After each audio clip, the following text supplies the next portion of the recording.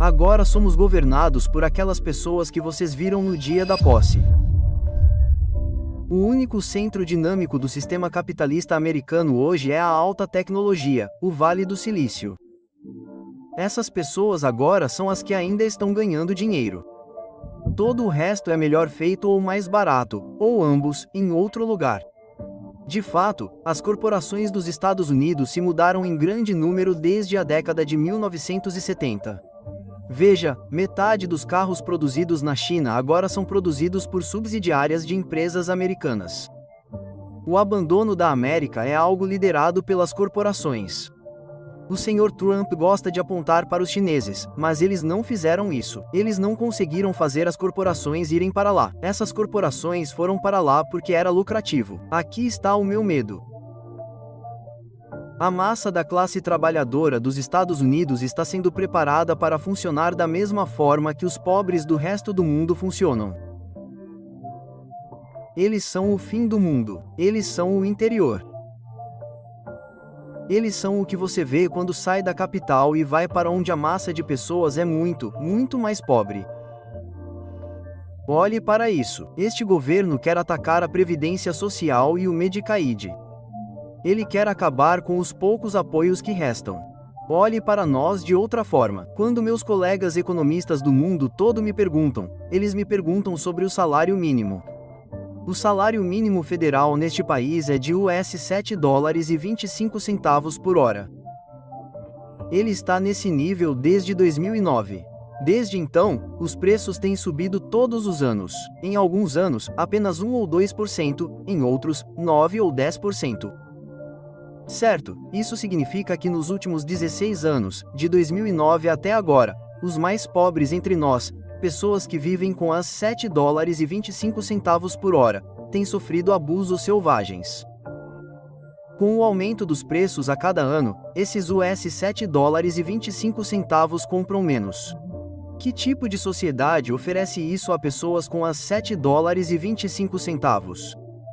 Estamos vendo níveis de crueldade. Nos últimos 40 anos, até 10 anos atrás, vivemos em uma era chamada neoliberalismo, globalização.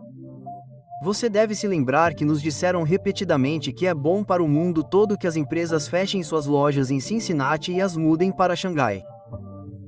Estaríamos melhor se tivéssemos essas maravilhas por 30 anos, mas as empresas foram. Elas tinham que ir embora, e elas teriam sido superadas se não fossem embora. A China oferecia salários mais baixos do que os americanos exigiam. A China oferecia o maior mercado em crescimento do mundo devido ao seu tamanho. Então, todas as empresas enviavam seus funcionários para lá, certo? Elas ouviam pessoas como eu e iam para lá. É por isso que esta é a área que está crescendo. Estamos nos tornando o que eles eram e eles estão se tornando o que nós éramos. E isso é muito perturbador. Mas você não resolve isso fingindo que não existe. Não temos mais o império. E deixe-me lembrar as pessoas, a guerra no Vietnã, que foi um grande momento de virada, foi uma guerra entre os Estados Unidos e o Partido Comunista do Vietnã. Os Estados Unidos perderam a guerra. As pessoas que governam o Vietnã desde então são o Partido Comunista que derrotou os Estados Unidos. Eu sei que isso é perturbador, mas vocês precisam encarar a realidade. No Afeganistão, fomos à guerra contra o Talibã. Essa guerra acabou. Nós perdemos. O Talibã agora governa o país. No Iraque, nós perdemos. Na Ucrânia, agora estamos perdendo. De quantas dicas você precisa? Vocês não são mais os figurões do mundo. O melhor míssil na guerra da Ucrânia até agora é um míssil russo. Temos mais bilionários do que qualquer outra economia. Quero dizer, o que isso diz sobre a forma como nossa economia opera, que mesmo quando estamos em declínio, há pequenos grupos de pessoas se tornando cada vez mais ricas. De forma alguma, porque é exatamente o que aconteceu em todas as outras economias. Quando uma economia está crescendo, as pessoas no topo podem se dar ao luxo de ser generosas. Elas estão ganhando muito dinheiro, estão ficando ricas. Claro, elas podem pagar 4 ou 5% a mais ao ano para seus trabalhadores. Mantenha-os felizes, evite uma greve e há tanto dinheiro no período de crescimento que você pode pagar. Mas quando a economia cai, o que as pessoas no topo sempre fizeram e estão fazendo agora na América é que aqueles no topo, os CEOs, as pessoas que todos nós sabemos quem são, usam sua riqueza e poder. Não deveria ser surpresa para você continuar, o que significa que os custos da crise para o resto de nós são descarregados sobre nós. Então, o que você está vendo é que a desigualdade nos Estados Unidos está piorando e veja a ironia. Vou dar a vocês uma estatística no início desta semana. A empresa de pesquisa mais importante do mundo, a Oxfam, localizada na Grã-Bretanha, monitora isso, apresentou seu relatório anual e somou a experiência dos cerca de 3 mil bilionários que existem no mundo hoje. E como você disse corretamente, muitos deles são americanos. Aqui está a estatística que eles forneceram. Ao longo do ano de 2024, que acabou de terminar, a riqueza coletiva dos 300 bilionários aumentou mais de US$ 6 bilhões por dia. O que faremos como nação? O caminho que estamos trilhando é de um império em declínio se tornando cada vez mais desigual. Veja, você não precisa ser um gênio para entender que isso não é sustentável. Essa situação vai explodir e não vai ser nada bonito. E os dias que se seguiram são uma espécie de teatro lunático. É um teatro em que o ator principal, o Sr. Trump, finge ser o cara durão do mundo. Vou retomar o Canal do Panamá. Vou arrebatar terras verdes para um campo de golfe. Vou tornar o Canadá o 51º estado, e vou passar a responsabilidade para o mexicano. Cada um desses problemas, seja o tráfico de drogas ou qualquer outra coisa, a guerra às drogas tem pelo menos 65, 70 anos. Todos os presidentes anunciaram que lutarão, e todos os presidentes perderam essa luta. Estamos cercados de drogas hoje em dia, tanto quanto quando eu era 10 anos mais novo, 20 anos mais novo, 30 anos mais novo. Não me enganei, e acho que ninguém nos Estados Unidos se engana. A maior mudança nas drogas é que nós, a família Sackler, que acabamos de fazer um acordo, produzimos opioides suficientes para matar 700 mil pessoas nos últimos anos. Nem precisamos do México. Temos um problema de drogas no qual o México não entra. E como a nova presidente do México disse, e ela está certa, o problema das drogas é um problema de oferta e procura. Parte disso é a oferta que vem em parte do México, mas uma parte enorme é a procura. Não há tráfico de drogas a menos que os Estados Unidos sejam o maior comprador dessa porcaria. O que você está fazendo? Ele está tentando sugerir a uma América assustada que o problema está lá, no mal canadense. Isso é infantil. São gestos de desespero. Sabe, há uma cena antiga que me vem à mente para explicar isso. Está nos filmes de cowboy que todos nós víamos quando éramos mais jovens. É quando o xerife não consegue impedir que os bandidos entrem na cidade e assaltem o banco. E lá está ele. O xerife inútil não o impediu. Então ele diz com grande bravata: prendam os suspeitos de sempre. Deixe-me garantir a vocês que, durante seu mandato como presidente, a desigualdade nos Estados Unidos, em todos os aspectos, piorou. Agora, não quero ser injusto, ela piorou sob Biden também. E piorou sob Obama também. Então, ele não é extraordinário. Mas ele impediu isso? De forma alguma. O corte de impostos que ele deu em dezembro de 2017. Certo, Primeiro ano de seu mandato foi o pior golpe à igualdade que poderíamos ter sofrido. Levou o governo à falência porque não tinha toda a receita que as corporações e os ricos não precisavam mais pagar. Então, o governo teve que tomar empréstimos, entrar em déficit. E de quem ele tomou emprestado? Das corporações e dos ricos. O dinheiro que eles não precisavam pagar em impostos. Eles se viraram e emprestaram ao governo.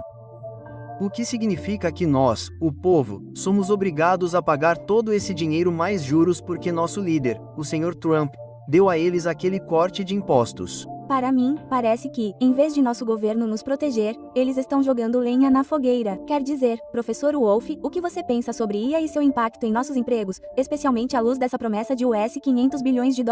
Deixe-me dividir isso em duas partes. Primeiro, os 500 bilhões. Isso é só o Sr. Trump exagerando. Não tem sentido. E ele foi atacado por seu amigo Elon Musk minutos depois de emitir isso porque não há dinheiro para fazer. É só que eu vou para a nota de 500. De onde você vai tirar os 500 bilhões? Musk realmente os destruiu. Como esses caras são grandes amigos, depois disso vai ser um mistério a ser observado, a menos que nenhum deles ouça o que o outro diz, o que eu duvido. Então, tudo isso é especulação muito vaga e inicial. Mas agora vamos voltar à sua questão mais ampla. E a IA? Minha reação a isso é a mesma que a dos computadores? E dos robôs? E de todos os grandes avanços técnicos? Eles sempre foram veículos que podiam ser usados de diferentes maneiras. Não dê ouvidos quando alguém lhe disser que a IA, a eletricidade ou os robôs devem ser assim. E vou explicar com um exemplo simples porque ele transmite a ideia. Suponha que houvesse uma máquina com IA, mas não importa. Isso tornava os trabalhadores 2 vezes mais produtivos do que costumavam ser. E assim, em vez de 10 aparelhos por hora, eles agora poderiam fazer 20 aparelhos por hora, certo? A AI típica deveria permitir que uma pessoa trabalhasse na máquina e obtivesse o resultado, certo? Aqui está o que acontece no capitalismo. O capitalista diz: ah, ótimo, ele compra a máquina, demite metade dos trabalhadores porque não precisa mais deles, pois a outra metade é 2 vezes mais produtiva. O que ele faz com o dinheiro que economiza da metade que demitiu? Ele fica com mais lucro para si mesmo. Ele fica radiante e é assim que ele usa o avanço técnico. Deixa eu te dar uma alternativa. Suponha que houvesse uma empresa que olhasse para a nova IA, ou seja, lá o que for, e dissesse: uau, é 2 vezes mais produtivo. Aqui está o que faremos. Compraremos esse equipamento ou essa máquina. Não demitiremos ninguém. Reduziremos a jornada de trabalho de 8 para 4 horas. Por quê? Porque agora, com a nova máquina, a IA, 4 horas podem fazer o dobro do trabalho que costumavam fazer. Em vez de demitir as pessoas, você reduziu a jornada de trabalho. Agora, deixe-me perguntar uma coisa. Se você vive em uma democracia onde a maioria governa, sabemos qual caminho a maioria gostaria de seguir. Dê-me metade da minha jornada de trabalho como lazer porque posso ser duplamente produtivo. Não fazemos o que é democrático. Fazemos o que é lucrativo para a pequena minoria de pessoas que são donas do negócio. Então, eles demitem metade dos trabalhadores. É por isso que temos medo. O problema não é a IA. É o capitalismo que usa cada avanço tecnológico para fazer o que diz que fará. Faça, maximize o lucro. Eu ensinei em escolas de negócios que é isso que homens e mulheres de negócios acham que é o trabalho deles, maximizar o lucro. Mas isso ajuda as pessoas que lucram, não ajuda as pessoas que vivem de salários, mas elas são a maioria. Um local de trabalho democrático tomaria as decisões que são melhores para a maioria. Não vivemos em um sistema assim. O capitalismo é inimigo da democracia. E sempre foi. Sim, entendemos ou não. Estamos construindo um futuro em que todos que querem uma versão verde do que quer que exista comprarão produtos não americanos porque eles não são feitos dessa forma. Somos tão fortes e resistentes que não faremos isso. E estamos nos ferrando, estamos atirando no próprio pé. Todas as empresas do mundo que competem com uma empresa americana e que compram carros e caminhões como parte de seus negócios comprarão o carro chinês porque é o melhor negócio que qualquer capitalista do mundo pode fazer por um carro. Os americanos não podem obtê-lo por causa da tarifa absurda. Isso significa que, claro, teremos mais alguns empregos para a indústria automobilística. Trabalhadores, mas o emprego de todos os outros está se tornando mais incerto porque seus empregadores não conseguem obter produtos com preços mais baixos e competitivos em todo o mundo. É horrível de assistir. E você sabe, o povo americano, ao dizer ao mundo: eu protegerei vocês. Vocês não podem. Vivemos em um mundo interdependente que os Estados Unidos ajudaram a criar e agora querem se retirar, para o qual a história dará uma resposta muito pouco e muito tarde. Lembram-se do que fizemos na década de 1930? Estabelecemos uma previdência social que nunca existiu antes nos Estados Unidos. Estabelecemos um salário mínimo que nunca existiu antes nos Estados Unidos. Estabelecemos um seguro-desemprego que nunca existiu antes nos Estados Unidos. E o governo contratou e pagou 15 milhões de pessoas que estavam desempregadas e nada parecido havia acontecido nos Estados Unidos. O governo foi chamado para fazer todas essas coisas, nas palavras de um pensador inteligente, para dar ao capitalismo uma face humana. E foi pago porque era muito caro. Como vocês podem imaginar, dar a cada idoso americano um cheque da Previdência Social todo mês pelo resto de suas vidas, para dar aos desempregados um cheque toda semana durante 1 ou 2 anos, para contratar 15 milhões de pessoas, e o dinheiro que pagou por tudo isso foram impostos pesados colocados sobre as corporações e os ricos. É um lembrete importante para aqueles que não acham que aqui nos Estados Unidos podemos cobrar impostos sobre as corporações e os ricos. É um lembrete importante, claro que podemos, porque já fizemos isso, que os Estados Unidos agora enfrentam pela primeira vez em um século um concorrente econômico grande, poderoso, altamente desenvolvido e capaz de superar os Estados Unidos em todos os aspectos, da tecnologia mais baixa à mais alta de que ambos os lados são capazes. E os Estados Unidos ainda não aceitaram essa situação. O povo americano está envolvido no que minha esposa psicoterapeuta me explica como chamado de negação. O fingimento, principalmente para si mesmo, de que a realidade ao seu redor não existe. É mais bem compreendido quando vislumbramos uma criança se deparando com um cachorro latindo assustador e a criança coloca as mãos na frente dos olhos, confortada pelo pensamento de que se você não consegue ver o cachorro, ele não está lá. Mas todos nós sabemos que você cresce e em um certo ponto, não muitos anos depois, você entende que pode colocar a mão ali, mas isso não faz o cachorro desaparecer. A China não vai a lugar nenhum, a China está crescendo. A próxima vez que você ouvir um político americano ou ler em um jornal americano que a economia americana está se saindo melhor do que qualquer outra no mundo, lembre-se da palavra negação. Esse tipo de declaração que encontro quase todos os dias é o equivalente exato de uma criança colocando os dedos na frente dos olhos ou do nariz na esperança de que o cachorro assustador vá embora. Os chineses não apenas nos superaram, mas também construíram uma aliança com outros países que estão reconhecendo o que foi verdade nos últimos 75 anos, uma economia global dominada pelos Estados Unidos, como o país que saiu da Segunda Guerra Mundial sem nenhuma bomba caindo sobre ele além de Pearl Harbor e menos danos do que qualquer outro país desenvolvido, a Síria. Os chineses construíram uma aliança chamada os tijolos. BRICS. Você não ouve tanto sobre isso quanto deveria. Começou alguns anos atrás. Brasil, Rússia, Índia, China e África do Sul, 5 países. 1 ano e há 1 ano e meio, mais 6 aderiram. E há 3 semanas, mais 13 aderiram. Os tijolos juntos representam mais da metade da população deste planeta. Os Estados Unidos representam 4,5%, não 50% deste planeta.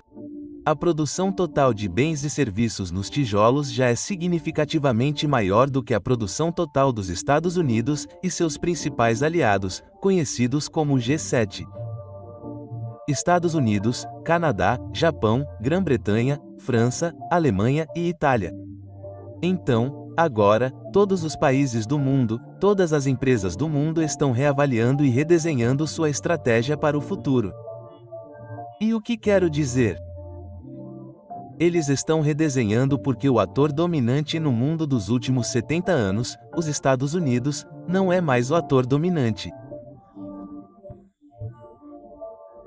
A guerra na Ucrânia, apenas para citar um dos inúmeros exemplos, mostrará o quão custosa é essa negação.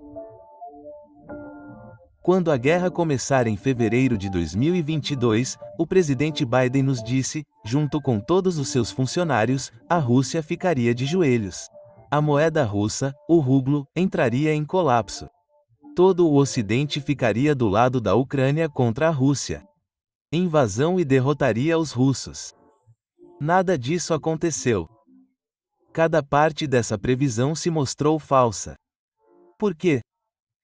Porque a maneira como a Rússia seria colocada de joelhos seria negando o mercado para o petróleo e gás russos, cuja exportação os russos dependem. É uma indústria importante para eles, e eles exportaram toda essa energia para a Europa Ocidental. Quando os europeus ocidentais, sob pressão dos Estados Unidos, fecharam seus mercados para a Rússia, a expectativa era de que a Rússia entraria em colapso. Em vez disso, a Rússia foi até seus aliados, principalmente China e Índia, e providenciou a venda a eles do petróleo e gás que não vendia mais aos europeus. Como resultado, a Rússia está crescendo mais rápido este ano do que os Estados Unidos, e cresceu a uma taxa mais rápida do que os Estados Unidos durante toda a guerra. Você não poderia estar mais enganado. Portanto, estamos vivenciando neste país um aprofundamento extraordinário da desigualdade. No final da Segunda Guerra Mundial, os Estados Unidos eram menos desiguais do que os países europeus. Hoje, somos mais desiguais do que todos os países europeus. Como isso aconteceu? Bem, por um lado, quando as corporações foram até a China e tomaram vantagem dos baixos salários e de um mercado em crescimento, isso rendeu uma fortuna para essas corporações e, portanto, para os 10% mais ricos dos americanos que possuem ações. Apenas uma nota de rodapé: os 10% mais ricos dos americanos possuem 80% das ações e títulos. Eles se saíram bem. O resto de nós está vivenciando um império em declínio, sobre o qual aqueles no topo não querem que você pense. Eles estão administrando isso muito bem. Nós não podemos. Essa desigualdade, juntamente com a inflação, dá a você a vitória do Sr. Trump e a amargura e a divisão que estão inundando esta economia, e ainda ninguém está disposto a encarar essas realidades ou a falar sobre elas. Deixe-me concluir dizendo a você que a lacuna entre os Estados Unidos e o G7, por um lado, e a República Popular da China e os tijolos, por outro, se aprofunda. Os esforços dos Estados Unidos para impedir, bloquear e prejudicar a China fracassaram. Vem fazendo isso há 15 anos. Começou em grande estilo com Obama. Não funciona. Não funciona. E então a questão é: o que você continua fazendo? Vamos concluir lembrando a todos nós da história inicial dos Estados Unidos, na qual sua cidade, Boston, foi um ator tão importante. Quando o povo dos Estados Unidos quis se tornar independente de George III, o rei dominante do grande Império Britânico, isso acabou em uma guerra, a Guerra de 17.745-6, nossa Guerra de Independência. E para a surpresa de todos, os britânicos perderam. Em 1812, eles tentaram novamente e perderam novamente. Depois disso, os britânicos decidiram: ok, teremos que chegar a um acordo. E o acordo dos Estados Unidos era: vocês são independentes, vocês podem ficar com a América Latina. Essa foi a doutrina Monroe que aconteceu alguns anos depois, e a Grã-Bretanha ficou com o resto. A Ásia e a África estavam lá. Eles evitaram uma guerra depois disso por um século. O que os Estados Unidos farão? Continuarão negando o que está acontecendo? Ameaçarão a China com a guerra, como fizeram, apesar do fato de que a China tem armas nucleares e os russos também, e agora são aliados em boa parte por causa dos Estados Unidos, ou vamos sentar e resolver alguma coisa? Vamos dizer aos povo americano, honestamente, nosso império está em declínio? O próximo parece ser o chinês ou, se não for chinês, será uma substituição multinacional para o tipo de domínio que os persas, os holandeses, os britânicos ou os americanos exerceram. O mundo está mudando fundamentalmente. Estamos vivendo, como eu disse meia hora atrás, em uma época de mudanças extremamente profundas. E nosso trabalho como americanos é parar de nos comportar infantilmente neste jogo de pensar que os problemas que mal esbocei não precisarão ser motivo de preocupação, porque podemos continuar a agir como se estivéssemos no comando da maneira que estávamos nas décadas de 1960 e 1970. Não somos nada disso. A guerra na Ucrânia está perdida para aqueles que não acompanham, acabou, exceto pela assinatura de um documento. A Rússia venceu, a Ucrânia e o Ocidente perderam. A guerra em Gaza isola os Estados Unidos. De fato, o que os historiadores dirão quando olharem para trás, para essa época, será que os Estados Unidos se comprometeram a isolar e neutralizar os perigos após a Segunda Guerra Mundial. Primeiro na União Soviética, depois na China, depois no mundo socialista global de hoje em dia, no que vocês chamam eufemisticamente de sociedades autoritárias. Mas o resultado final do plano para isolar o resto do mundo, passando por esses esforços, foi isolar os próprios Estados Unidos. Nós e Israel estamos sozinhos naquela parte do mundo. E os europeus, cujo mundo está em colapso, são economicamente um caso perdido. E você sabe por quê? Qual a principal razão pela qual a Europa deixou de ser um ator? Porque eles dependiam de duas coisas: exportar para a China, da qual os chineses não precisam, e energia barata da Rússia, da qual eles se afastaram. Portanto, os custos da energia tornam a produção europeia não competitiva. Eles têm que pagar muito pela energia e não podem vender na China como antes. Eles acabaram. A Alemanha, que costumava ser o motor do crescimento europeu, agora é a retardatária, arrastando-a para baixo. É realmente extraordinário, pessoal, que o que vocês pensaram e presumiram agora tenha acabado. E é preciso coragem, mas também senso de realismo, para dizer que agora vamos falar honestamente sobre nossa situação. E tentar encontrar um caminho viável para seguir em frente.